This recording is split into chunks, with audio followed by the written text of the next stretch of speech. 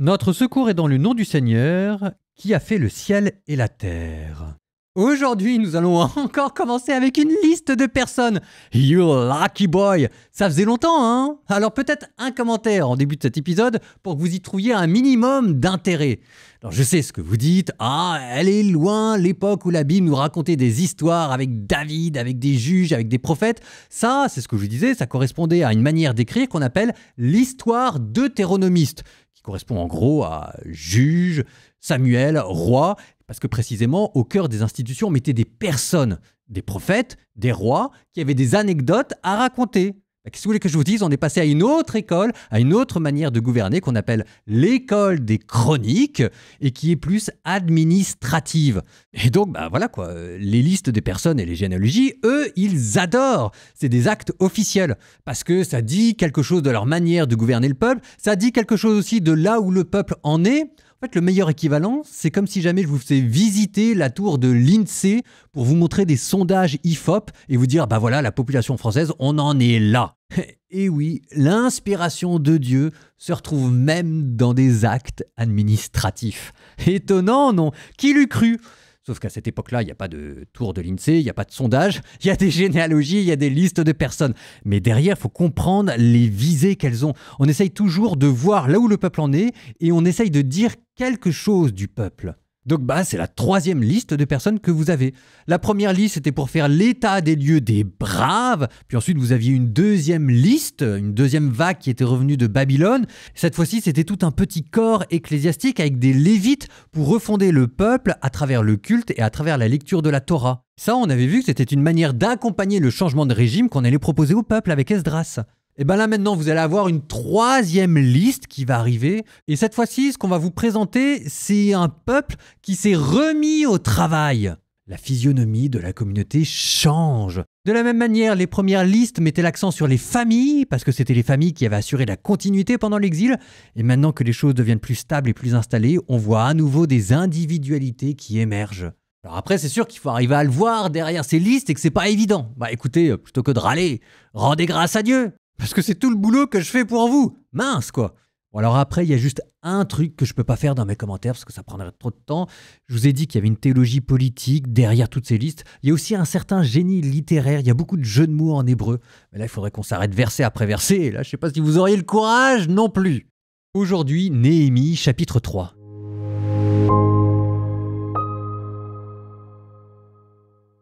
Eliashib, le grand prêtre, ainsi que ses frères les prêtres, se mirent donc à reconstruire les portes des brebis.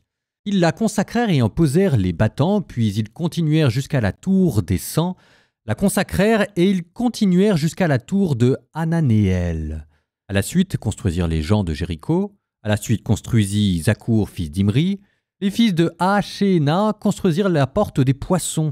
Ils en firent la charpente, posèrent ses battants, ses verrous et ses barres. À leur suite travailla Mérémoth, fils de Uriah, fils de Hakos. À leur suite travailla Meshulam, fils de Bérékia, fils de Méchésabel. À leur suite travailla Sadok, fils de Ban. À leur suite travaillèrent les gens de Tekoa, mais leurs notables refusèrent de se plier au service de leur maître.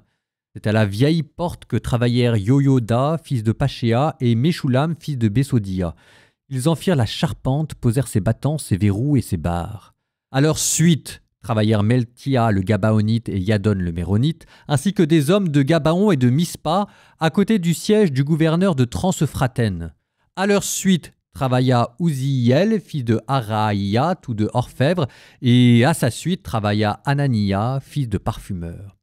Ils restaurèrent Jérusalem jusqu'à la muraille large.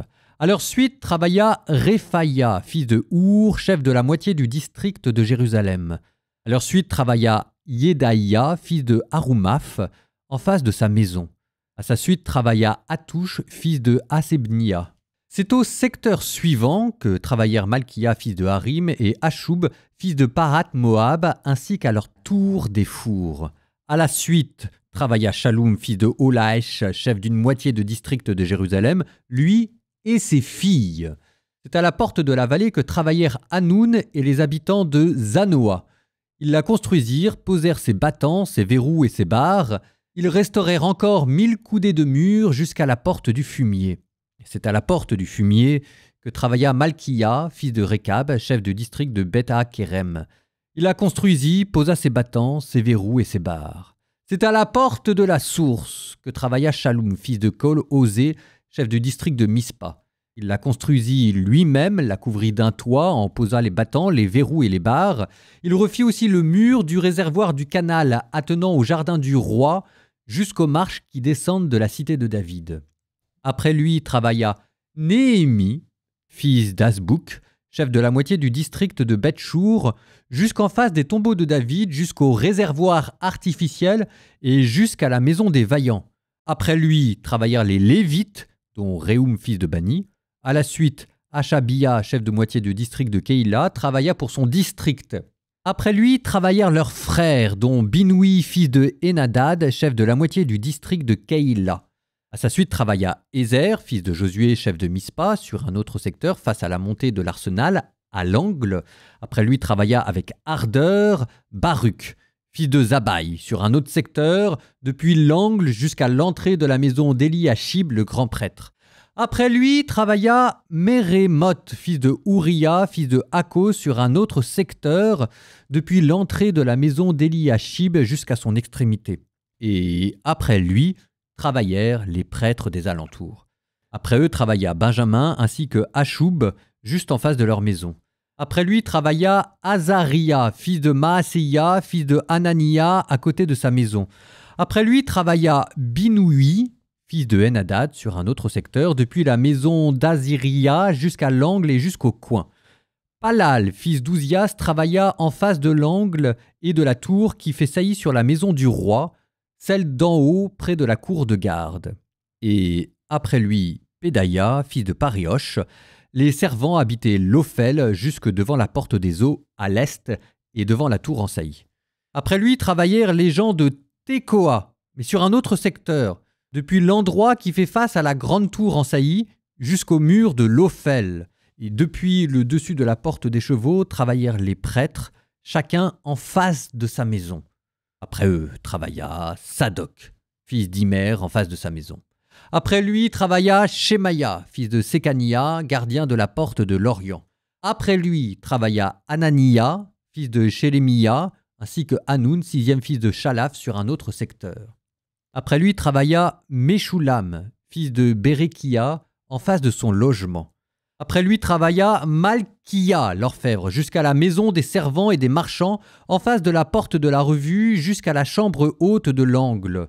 Entre la chambre haute de l'angle et la porte des brebis, travaillèrent les orfèvres et les marchands. Mais lorsque Sabalat apprit que nous reconstruisions le rempart, il fut saisi de colère et se montra très irrité. Il se moqua des Juifs et s'écria devant ses frères et devant les troupes de Samarie: « Que font donc ces misérables Juifs? Ne sont-ils pas en train de réparer pour leur compte?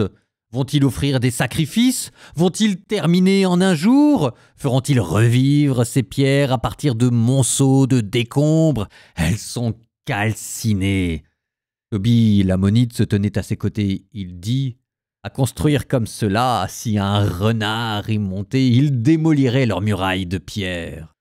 Écoute, ô notre Dieu, comme nous sommes méprisés. Fais retomber leur insulte sur leur tête, livre-les en butin dans un pays de captivité. Ne pardonne pas leurs fautes, et que leurs péchés ne soient pas effacés de devant toi, car ils ont offensé les bâtisseurs. Nous avons donc reconstruit le rempart, qui fut entièrement réparé jusqu'à mi-hauteur. Le peuple mit tout son cœur à le faire. »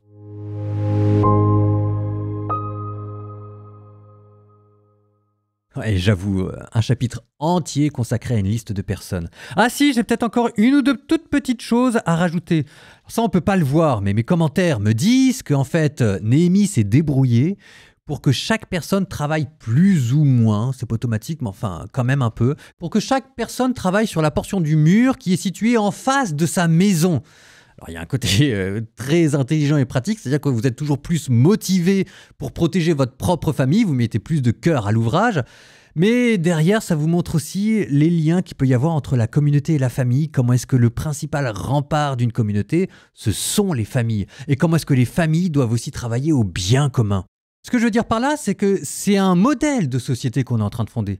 Vous pouvez le contraster avec nous, nos sociétés qui sont très individualistes. Ici, on vous présente une société communautaire, où la différence entre le bien commun, la famille, les individus, manifestement, ça se monnaie autrement pour eux que pour nous.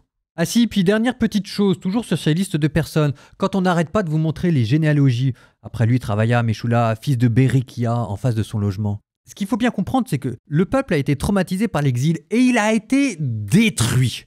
Il ne reste plus rien de ces institutions. Ce qui pose deux questions, c'est que, qu'est-ce qui fait que quand vous allez refonder les institutions, ce sont les mêmes ? C'est hyper important parce qu'il faut arriver à dire à Dieu que vous restez bien l'héritier des promesses.